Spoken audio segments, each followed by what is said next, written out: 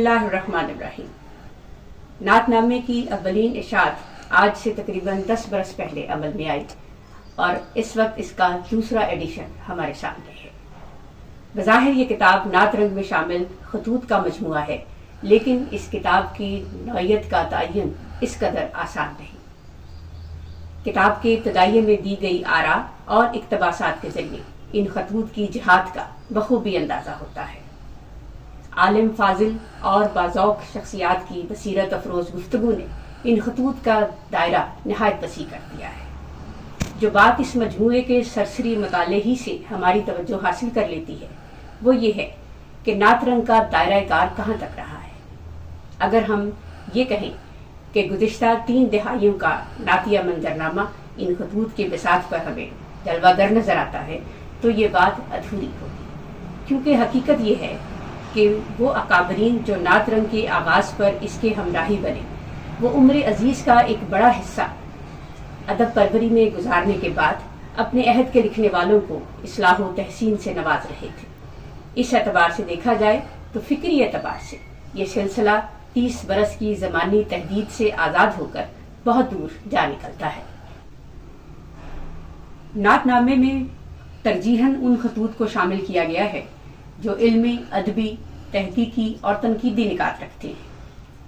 इन निकात की अहमियत आने वाले दौर में नातगो शोरा के लिए, मुहक्किकीन के लिए, नाकदीन और मुबस्सिरीन के लिए मज़ीद वाज़ेह होती रहेगी। इस वक्त बिलखसूस मेरा तखातुब तलबा से है जो तहकीक के इब्तदाई मराहिल में हैं।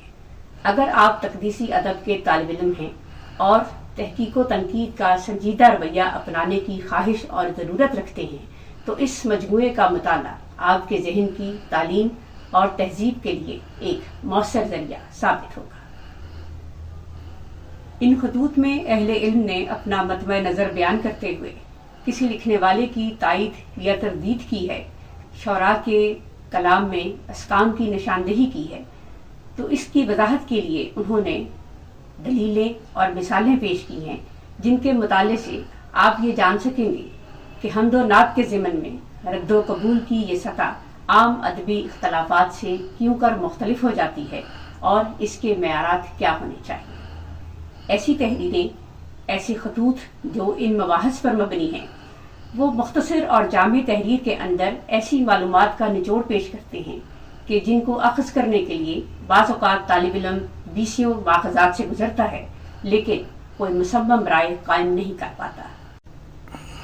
नातनामों का मुताला आपको सिखाता है कि अगर आपका उठाया हुआ फिक्री या फ़नी एतराज़ कमज़ोर है, इसकी बुनियाद मजबूत नहीं है या यह आपके ज़ाती ख्याल पर मबनी है, अदबी रवायत इसकी गवाही नहीं देती, तो वो किस तरह रद्द कर दिया जाता है और फिर इस तरदीद का एतराफ़ किस तरह कर लिया जाता है।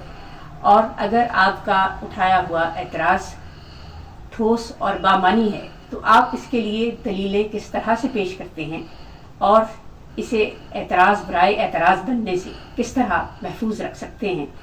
ये सब बातें आपको इन मकातीब के गहरे मुताले से मालूम हो, क्योंकि ऐन मुमकिन है कि सरसरी या जस्ता जस्ता मुताले की बुनियाद पर स्कॉलर किसी ऐसे नुक्ते को अपने मौक़िफ़ से जोड़ दे जिसकी आइंदा आगे चलकर खतूत में वाज़ेह तौर पर तरदीद हो गई हो। गोया इन खतूत से गैर मोहतात इक्तिसाब या इस्तिफ़ादा तहकीकी नताइज को साफ करने के बजाय किसी फिक्री मुग़ालते का बायस हो सकता है। इन खतूत में नातिया अदब से मुतल्लिक बाज़ तहकीकी गलतियों का अज़ाला किया गया है। बाज़ खतूत में शौरा के कलाम के मुतल्लिक फिक्री और अरूज़ी बहसें तफसीलन मौजूद हैं। इन मबाहस से मरूब होना मकसद नहीं है, बल्कि बतौर तालिब इल्म सीखने की चीज़ ये है कि नातिया अदब का तनकीदी मुताला करते हुए सिर्फ उन्हीं पहलुओं को मद्देनज़र रखा जाए जो फ़िरका परस्ती या मनाज़रती कशमकश के इजहार के बजाय कोई मौसर और तामीरी पहलू अपने अंदर रखते हो। इन नातनामों में अक्सर लिखने वालों ने नात रंग के मुदीर से बराह रास्त तारुफ ना होने की सूरत में बक़लम खुद अपने इल्मी और अदबी कामों की तफसीलात फराहम कर दी हैं। इस तरह उनके अदबी कामों की मुसद्दका फहरिस्त खुद उनके अपने कलम से मैसर आ गई है اور ان کے ذاتی احوال سے آگہی ہوتی ہے جو کسی شاعر یا کسی عہد کے مطالعے کے لیے ضروری ہوتی ہے۔ بعض لوگوں نے رابطے کی معلومات فراہم کر دی ہیں۔ شعبہ تدریس سے وابستہ افراد نے جا بجا اس بات کا ذکر کیا ہے کہ ان کے زیر نگرانی کن موضوعات پر نعت سے متعلق تحقیقی کام ہو رہا ہے۔ ان خطوط میں اکثر مقامات پر نشاندہی کی گئی ہے ایسے اداروں کی، ایسے کتب خانوں کی جہاں نوادرات ادب موجود ہیں اور جہاں قدیم دور کی نعتیہ شاعری دستیاب ہو سکتی ہے۔ ایسا بھی ہوا ہے کہ لکھنے والے نے خط میں اپنی ہی کسی کلام کے متعلق بنیادی نکات کو بیان کر دیا ہے کہ یہ ایسی کام کی چیز ہے کہ کسی بھی ناقد یا شاعر کی قیاس آرائی اس بنیادی ماخذ سے زیادہ مستند نہیں ہو سکتی۔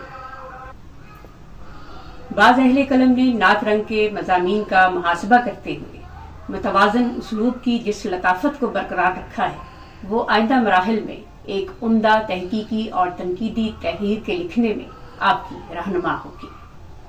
نعت نامے کے مرتب ڈاکٹر سہیل شفیق نے حواشی میں مکتوب نگاروں کے متعلق جو مختصر تعارف دیا ہے وہ ان شخصیات کے علمی اور ادبی کارناموں کی طرف واضح اشارے کر رہا ہے اور بہت واضح معلومات فراہم کر رہا ہے۔ یہ امید برحق ہے کہ جس طرح زندہ شاعری کی معنیاتی وسعتیں ہر آنے والے عہد کے ساتھ بڑھتی چلی جاتی ہیں، اسی طرح نعت ناموں کی روشنی میں آئندہ آنے والے زمانوں میں نقد نعت کے نقوش روشن تر ہوتے جائیں گے۔ نعت نامے نعت رنگ کے سفر کی قدم بقدم روداد ہے۔ اسے نعتیہ ادب کی تاریخ کا درجہ حاصل ہوگا، بلکہ یہ کہنا بھی بجا ہے کہ نعت نامے محترم سید ضبیر رحمانی کی سوانح حیات ہے۔ آپ کی سماعتوں کا شکریہ۔